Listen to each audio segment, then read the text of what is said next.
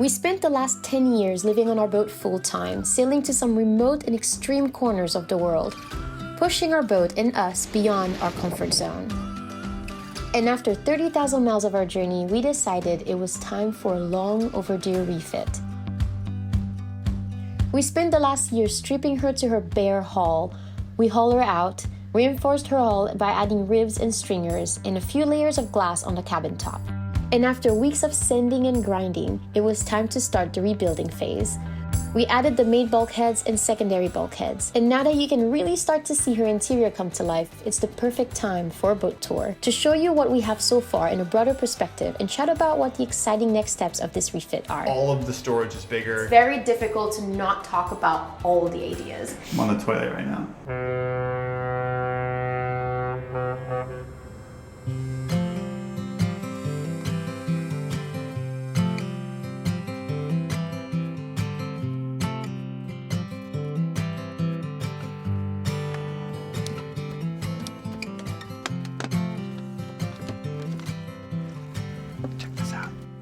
This might be like my favorite thing in the whole truck. This little black box right here. Ready? Ready? Oh. This was originally like stainless steel, like brushed stainless, and this box that we built is just plywood.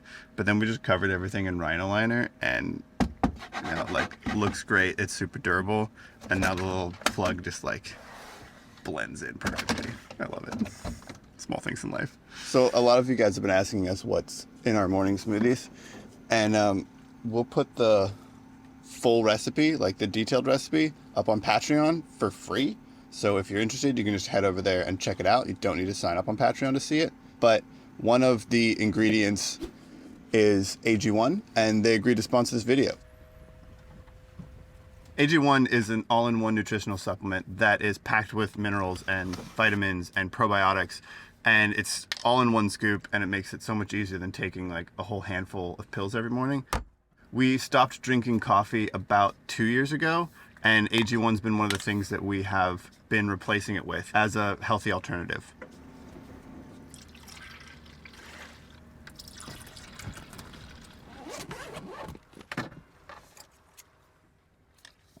One of the things that we like about AG1 and what sets it apart is that they do a ton of independent and third-party research on their product to make sure it's like the highest quality that it possibly can be, and there's no like weird additives or things that are making it into the powder. And while we were poking around on their website, checking out some of the research, we found that 91% of the participants in one of their studies had reduced their coffee intake after 60 days of drinking AG1. So we're not alone. It's a really healthy alternative to drinking coffee every morning. Another study showed that AG1 actually doubles the healthy bacteria in your gut and helps reduce bloating and indigestion and gas, and helps with regular bowel movements. I think that's probably the one we've noticed the most, in a good way, without getting into too much detail. So we've been drinking AG1 now for over a year, and we used to just add a scoop to water and shake it up and drink it in the morning, which is fine. And actually, when we're traveling, we still usually just drink it that way. But on the truck, where we have a kitchen and a blender, we've actually just been adding it to our morning smoothies, which is absolutely delicious and by far our favorite way now.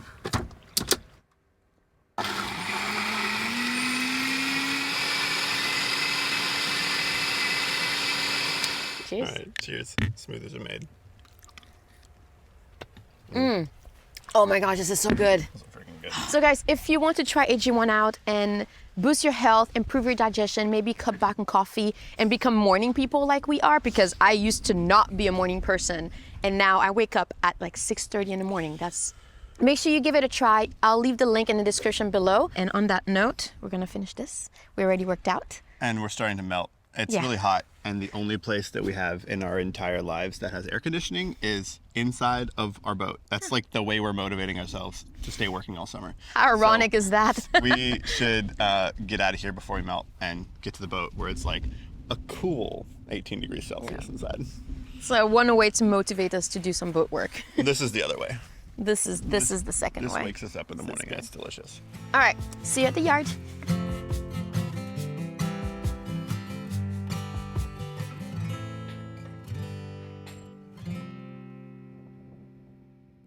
We have finished glassing in all of what we're calling the secondary bulkhead. So all the stuff that's getting solidly glassed to the hull. We just finished glassing the last sections of the shelf here and like the nook. We figured it's a good time to give you guys like,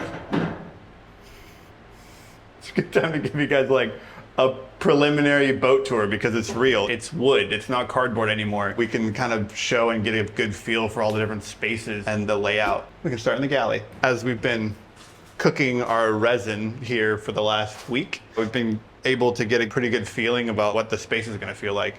We don't have a built temporary floor yet, but where I'm standing on this little piece of foam wedge is the finished floor height. So this is gonna be like the finished height. Countertops are gonna be this height. But this is just gonna be a big countertop here, probably a fridge underneath it. This section here is gonna be gone because there's gonna be a gimbaled stove there, probably microwave up here, storage back here. Moving aft is gonna be more storage back here. Haven't quite figured out what to do in that corner yet. Unfortunately, it's too small, I think, to put a Hefty Susan back in. Hefty Susan was a really good solution to a really shitty design problem. We have eliminated that design problem, so there's not really a place for her to get installed again, which is kind of sad because it was a cool solution. But we have some ideas about what to do in that back corner. This is a really deep countertop space, but because we moved that bulkhead aft so we could get it behind the ocean vault, at the back of where the sink is going to be, we're going to kind of enclose that and have like some storage back there, probably for like plates and bowls and cups and stuff. Everything ends up in the sink when you're offshore sailing, like your bowls, your dirty dishes, your food, a radio, your life jacket, whatever, you throw in the sink because it's just like a place where nothing moves. So having it right by the companionway, I think it's going to be beneficial. We initially had the sink over here so that while you're like washing dishes, you could kind of be part of what's going on. But for plumbing reasons and for what's going underneath the sink reasons, it makes more sense to flip it and put it back on this side. So it's going to be by the companionway. And we might be able to put our original sink back in, but we kind of damaged it a little bit taking it out. So we haven't fully decided if that's going to be the case. And then underneath the sink, we're hoping we'll be able to fit another fridge/freezer. We'll see. Companionway steps are going to be here where the ladder was. They're going to be quite a bit steeper than they were before, and that way they're not like a staircase all the way out into this living space.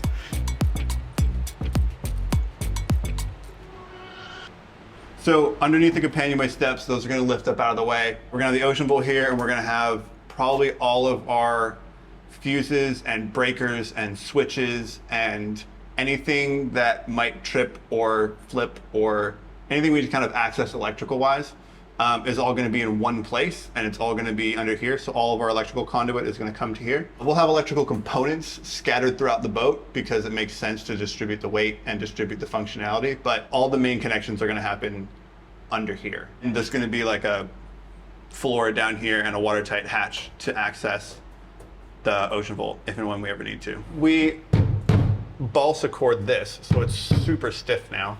And we're probably gonna add some sort of port light here that we can open. So when you're like washing dishes, pouring steamy stuff, straining pasta, whatever, that has a place to kind of go up and out if the companionway is closed. Also, it's nice to just be able to see outside while you're working in the galley and washing dishes and stuff. We might put a little one up top as well for ventilation because we found that basically all of the condensation issues that we've had on the boat come from three things: hot showers, the galley, and us breathing. And so ventilation helps with that a lot. So the more ventilation we can get in our sleeping area, in the head, and in the galley, the better. So we're probably gonna have a port light here again as well. It's probably gonna be smaller. These might not be operable. It depends how big we get them and what we're gonna do. We haven't fully decided yet. So a little one up top and maybe one here. And then the companionway will have lots of good ventilation in the galley. Forward of the galley is now the nook, and we flipped the nook to this side and the head to this side so that we could have a U-shaped galley and just one linear corridor going down to the middle. U-shaped galleys are the best and awesome, and we're really excited about this. And the nook going forward, let me just move our companionway steps back again.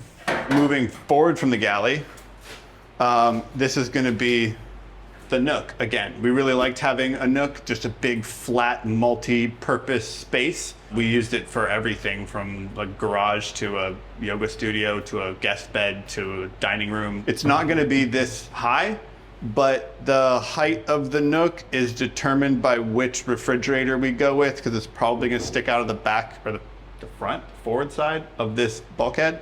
And we want to make sure that it's all going to fit. So we cut these purposely pretty high so we can adjust that later. In the bottom of these, we're 99% sure now that our batteries are going to be in here. So they're going to be as centrally located and as low in the boat as possible, because they're pretty big and pretty heavy pieces of equipment. And the lower and the more centralized, the better. Also, they're static. They don't get lighter or heavier depending, like a water tank. So before, when we had the water tanks on either side, if we used one, the whole boat would kind of like be leaning by a degree or two until we used the other one that would level out again. So our water tanks, we're probably going to do fore and aft. We're probably still going to split it up into 2, maybe. We haven't quite decided yet. It depends where we organize everything else. I think ideally we would like make them right directly over the keel, but we need access to our keel bolts and the bilge. So off to the center just a little bit, and then we'll balance it out by the storage and the equipment that's going on the port side. And then on the back side, we're gonna have shelving again, kind of similar to what we had before. We really like that, just having tons of shelf for books and storing things we access frequently. The nook is gonna be great. And we're gonna have like amazing bilge access because we have one linear corridor, and all of it's gonna be removable so we can see and inspect and clean and paint all of it. All right, so on the port side, this is where things start to get interesting. Across from the galley, we're going to have a pilot berth. So I don't really want to call it a pilot berth anymore, because the pilot berth is what we had before, which was kind of like a little coffin of a space. But what we're gonna have is more like a little guest sleep miniature cabin, like a area. semi-aft cabin. Yeah, like a semi, it's not a cabin. I think calling it a cabin would be an overstatement. But this is basically going to be a space for when we have a friend sleeping over. They have like a private space to sleep, because in the past our friends would either sleep in the nook or out on a sail bag if you're Maya. But it would be really cool to have a dedicated place where you can actually lay down and have your own little privacy. But also, this is going to be where we're going to be sleeping offshore instead of sleeping in the settee midship of the boat. I think aft it's going to be the more comfortable, so that's going to be where we're going to be sleeping off watch. Forward of that aft miniature cabin space, we're going to have a hanging locker here. So this is a huge hanging locker. We're going to have some storage in the back, and then the hang locker in the front. And the reason why we're moving the hang locker to here is because, from experience, every time that we're sailing offshore and we had to remove our wet sailing gear, we had to walk across the boat. I know it's not a big boat, but it's still going across the boat, all wet, all salty, and then having to put our wet stuff in the same locker that all of our other clothes are in, which wasn't really the most practical thing. So instead, we're going to move the wet locker back here so that as soon as we come down from the companionway, we can just like take our wet stuff and then put it there. And the other way around as well. We're probably going to put our life jackets here too, so that as soon as we need to go out in a hurry, we can just have everything that we need sailing gear wise easily accessible. So forward of the hanging locker is going to be a super long work desk. This is where we're going to have our filming gear, our cameras, our tripods, our computers, our hard drives. Everything that has to do with online business is going to be here. Our idea is to have it kind of like one of those long, actually, visual aid. It's gonna be a long, skinny-ish desk. We're going to try to have a standing desk that we can just like hang out. It's gonna be a really cool core workout. So we're gonna have our computer work stuff here. And then lots of storage space in the back. So camera gear, computer gear. That's all we own. Yeah, that's all I have. It just takes up that much space. All this is gonna be camera gear, yeah. And then we're going to move on forward to the V-berth. Occupied. I'm on the toilet right now. The imaginary toilet. Just imagine me sitting on. No. Don't do that. This is our giant head It is probably 46% bigger than our old head was, because our old head stopped here. And then we have a toilet and a shower and storage somehow in it. And so all of this space used to be closet space and unneeded open hallway space in the V-berth, which we've reclaimed. So now this is gonna be the toilet, and it's gonna have like countertop and storage here. So it's gonna be like nice and solid. So you have like good sides to lean up against while you're offshore. Toilet's still gonna be facing fore and aft, because in our opinion, toilets that face side to side in a boat are completely useless while you're sailing. They're really great on one tack, and then if you're on the other tack, they're pretty much unusable. So fore and aft facing toilets should be the standard, and unfortunately they're not, because toilets kind of get stuck in whatever corner they can fit. It's sort of like an afterthought on most boats. This whole area here is going to be shower, which is massive. It's like residential size. And then behind it's going to be more storage. Behind here it's going to be more storage. Lots of storage in the head, because we have like a bunch of first aid kits. There's going to be pumps and holding tanks, and toilets take up a lot of space behind the scenes. Keegan's hair product. I was gonna add that. I was like, and let's not forget Keegan's hair products. Take a lot of space. But yeah, there's always stuff to store in the head. Before, we had a lot of things stored across the way underneath the wood stove, because that's where we had access to store it. So all of our toothbrushes and everything was actually outside of the head, but now everything should be inside the head. And we've got this nice dividing bulkhead here that's actually going to be glass. That actually is glass to the cabin top, so it's not going to squeak like it did before. There's not a whole lot of floor space in here, but I think we'll be okay. You know, all you need is to stand here while you shower. And we're gonna make sure the door is actually like watertight somehow, so when you're showering, the water doesn't flood the hallway. All right, so right before the head, you're gonna have a hallway. The mast is gonna go up here, obviously, because that's the hole that the mast goes into. We can't change that. This is gonna be the other side of the hallway, but the hallway is gonna be bigger than this. We're gonna cut it about here. Mm-hmm. So you're gonna have a nice space to enter. And you're gonna have the door of the head to kind of like strap yourself on. But in the other side of the hallway, we're going to have a huge locker again. Yeah, so Den is in the shower right now. Across from the shower is going to be our actual closet. This is where we're going to have all of our personal gear and our personal clothes and our winter stuff, our summer stuff, our climbing gear, and everything that has to do with things we wear, aside from sailing gear, is gonna go back here. Just so much space. The idea with all of the spaces, and Dan mentioned a little bit when he talked about the floor, is that every single space of our boat is going to be accessible, and that is underneath the floor is going to be accessible, behind every single closet are going to be all accessible. So there's not going to be any question marks when it comes to what's behind this door, what's behind this piece of wood. Like, we're going to be able to see everything if we need to. That's why every piece of cabinetry is either a bulkhead, glass to the hull, or it's going to be a cabinetry door that you can open up and see whatever is inside. Forward of these two spaces, if you continue into the hallway, is going to be our master bedroom. Oh, you can climb in Should there. I go in? Okay. We're gonna be sleeping in buckets. We're gonna be sleeping in here. This is my spot. This is my bed in here, and this is Dan's bed because he's bigger.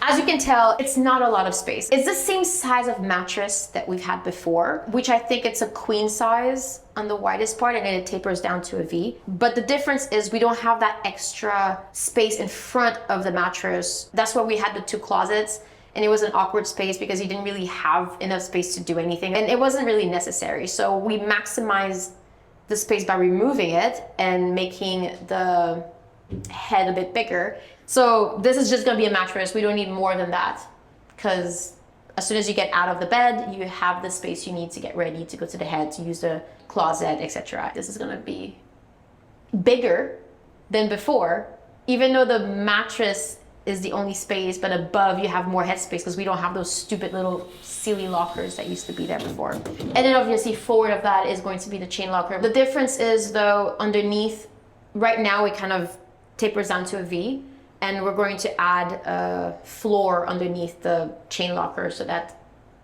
everything sits on the level floor. And drains. so that everything sits on the level floor and drains. Overboard. You're like one line at a time. Overboard. Chop, chop, chop. Also, underneath the mattress is where we're going to have a lot of storage again, but we're probably not going to have anything too heavy down here. And I think before we had a lot of plumbing stuff, but we're going to have everything centralized for the most part in the carpet locker. But down here is going to be more like extra sails, maybe extra tools, and just proper garage storage, to be honest. Now that the head is in place, the head bulkheads are in place, you kind of see why we closed the main V-berth hatch, because it used to go basically inside of the head. We're still gonna put hatches, guys. We're not going to leave the boat as a bat cave. We've explained it many times and I'll explain it again. We're gonna have hatches and port lights. But because this is a completely different layout, it did not make sense to keep the port lights exactly where they were before, especially this one. Otherwise, you have like half a hatch inside the head and the other half outside, and then the wall would have to not be connected. It didn't make sense. So we closed everything properly, and we're going to reopen it, probably somewhere here. So you still have light and ventilation coming into the V-berth, but it's gonna be maybe a bit smaller, or maybe we're going to extend it down to have like a curve. We're not exactly 100% sure of that design yet, but we're definitely gonna add some type of hatch here. Everybody now, count with me. All right, from the bow all the way back, here we go. We have 1,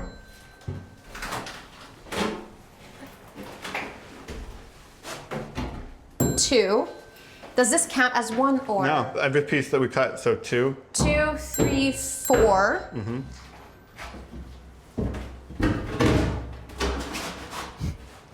5, 6, 7, 8, 9. Does this count too? Not yet. 8, 9, 10, 11, 12, 13, 14, 15. All right, I'm gonna switch because I can't go outside. 16, 17, 18, 19, 20, 21, 22, 23, 24, 25, 26. 26. 26 bulkheads, primary and secondary, glass into the hull. In Nice. 4 weeks. Yeah, Not bad. not bad. Yeah, like Kika said, all of the primary and secondary bulkheads have now been glassed in. The way we separated them out were primary bulkheads were the ones originally intended in the design of the boat and pretty much glassed in as securely as they could be. So the chain locker bulkhead, this main bulkhead across from the mast, and the cockpit bulkhead. The cockpit and this main one at the mast were the two that were glassed in the best in the original boat. And so they're the ones that we prioritized glassing back in super solid. They're 20 mil plywood, so they're very thick and strong. And they're fully glassed in all on the deck and all the way down around to the bilge. And the cockpit one's watertight. All the rest of the bulkheads, we called them secondary because they weren't originally glassed into the hull, like nothing was. It was sort of just tabbed there as basically furniture. But now we are glassing them mostly onto the ribs, so the whole boat's going to be significantly stiffer, way stronger. We chose to use 12 mil plywood, so about half of an inch on all those, because it's thick enough that you can put screws into it and glass, but it's also thin enough that we're not adding a whole bunch of extra weight where we really just don't need to. Some of you were wondering why we didn't just start the bow and work our way back so that we weren't tripping over ourselves with the bulkheads we've been adding. But our philosophy with the bulkheads was to kind of start with the biggest ones. That way we can have the best utilization of material. If we cut the big ones first, then we have small pieces of wood left, and we cut the small ones out of the small pieces of wood. Also, we started with the galley and hanging locker because those two are very symmetrical and they sort of frame in a really nice foundation to sort of measure and build everything else off of. And we started with the galley so that we could have a flat surface to work from, because we had sawhorses in the middle of the boat, but those were what was in the way. And so by starting with the galley, we can move our sort of workstation out of the middle to give us access. And then we sort of just went largest to smallest basically, and started with the big ones and sort of the main ones that other things are going to get attached to, and then slowly worked our way to the smaller and smaller ones. And we just ended with these 4 that are basically like the dividers for the shelves. And if we put chain plates back in, they're going to go there, or if they're going to go in the hull, they're going to go behind. So we might be reinforcing these ones a little bit more. But yeah, those ones are all the ones that are glass to the hull. What we're calling tertiary, I think in the model I have like 38 individual pieces, but it's probably going to be significantly more than that. That's going to be all of the bench seat tops and sort of like the front of the nook and like the front of the hanging locker and the piece that goes across for the table. It's all of the stuff that's going to make it into a cabinet and a box, but it's not really structural. We're still going to probably be like using Sikaflex if it's going up against the hull, so it's a little bit flexible. And then, you know, glassing where it's wood to wood, or using epoxy to glue it where it's wood to wood so that there's still no squeaking. We'll use screws to temporarily hold it in place, but then it's going to be like the epoxy or the fiberglass or Sikaflex that's going to keep it there in the long run. So everything is going to be solidly connected to itself and nothing's going to squeak, because that's the goal. So next steps are going to be probably starting with the tertiary stuff. Probably not doing all of it because we still need access to things. And we're going to start running conduit and start roughing and plumbing. We're going to start building a temporary floor. And this is all going to start to look more and more like a boat every day. I'm pretty excited. I can't believe we got all this done in 4 weeks. That's a lot of bulkheads. Like, can I get like a behind the camera high five? Yeah. Another question you guys have been asking a lot is if we're going to be insulating the hull. Yes, we're going to be insulating the hull. We haven't decided yet exactly what we're going to be doing. We could either do like the EVA foam that we did before, which is kind of janky and cheap. We could use Armaflex, is what we used in the truck, and that worked really well, but it's not very durable, I guess. You still need to put something over the front of it if you're going to have a shelf or something, because it's very soft, and so it's easy to like rip it apart. We could do spray foam, which is kind of messy, but kind of sweet as well. We could do spray cork, which our friends over at Sail Hub have done to their van. There's a lot of different options. We haven't fully decided which one we're going with yet. But yes, we are going to insulate, at least down to the waterline again. As far as the ceiling is concerned, I mean, it's like middle of the day and it's probably 30 degrees outside, and the ceiling feels the same temperature as everything else inside the boat. So the balsa actually does a pretty good job insulating. If we're going to do like cork, we might spray the ceiling with it. We're trying to avoid doing a hull liner again, or some sort of like false ceiling. So we'll see how it goes. But overall, we never really had too much of an issue with condensation on the ceiling, because it has that 1/2 inch balsa already, and it does a pretty good job insulating the ceiling already. If we were going to insulate, which we would be insulating soon while everything was like open and exposed and messy, because if we went with one of the 2 spray options, either cork or foam, it's kind of a messy process, and it's easier to do it when everything's open. There's definitely some of the tertiary bulkheads we're going to be attaching to the hull, and it'll be easier to do that before we install insulation. Like the top of the V-berth, like that'll get a little bit of glass on the side of it just so it's like watertight and not gonna squeak. Now that all the secondary bulkheads are done, we're gonna have to go through the list of all the tertiary ones and separate them into like which ones need to get glassed and which ones don't, and then do all the glass work, and then we'll worry about like conduit, plumbing, insulation. Those are kind of the next big steps.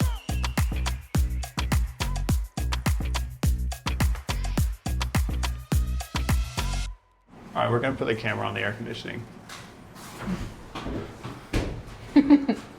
I'm standing on the floor. This is not my height in comparison. Yeah. It's just because I'm lower. Obviously, there's so much more that we need to do, months and months and months of work, but we're at a good position now that we can show you a bit of what things are starting to look like. Starting to take shape. Yeah, it's really exciting. Like the momentum of it now is like, definitely sort of feels like it's moving, because the demo just took so long.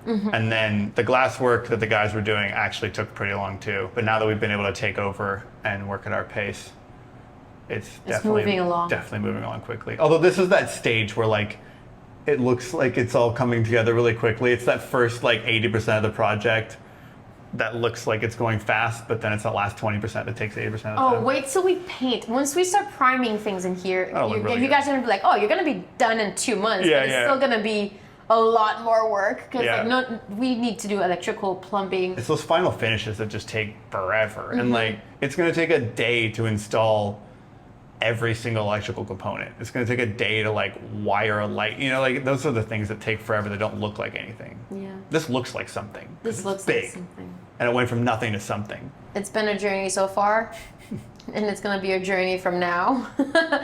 But I'm excited. This is motivating me to see her in the water and see her sailing and check that there's no squeaks. Oh, I'm excited for like look how much. Can I even get the camera to shake? Probably not. The boat's barely moving. I'm really excited about that. It used to wobble a lot. That is it for our tour. I Yeah. hope you enjoyed it. Next week, what are we doing next week? I think we're going to be... We're gonna spend like a week planning what we're doing next Yeah, week. I think next week we're going to be thinking. We're gonna probably do the temporary floor, like put a floor in a temporary floor where the final floor is gonna be. That's gonna be kind of, because stepping on the floors and falling in the bilge and all that shit going in the bilge is Risky business. getting old. Every time like we put our masks on, we're wearing our AirPods, we're like, don't drop it in the bilge. Get it, it's waterproof. Get it, get it, get it.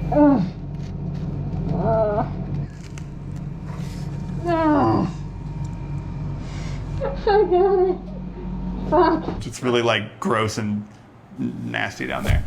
So that'll be something, and yeah, starting to work on the tertiary bulkheads and making plans for like conduit runs. We have to like at least plan where we're cutting holes in for all the conduit. Yeah. Yeah, a lot of decisions are happening. Yeah, 90% thinking and planning, and Yeah. then 10% doing. 7% it up. And then 3% actually 3% getting doing it it. right. That sounds about right. That's about right. Make sure you guys give this video a thumbs up if you enjoyed it. And don't forget to subscribe. And we'll see you guys next week. Cheers. No, but that's the end screen. I'm still here. No, I'm still here. Pick 'em up.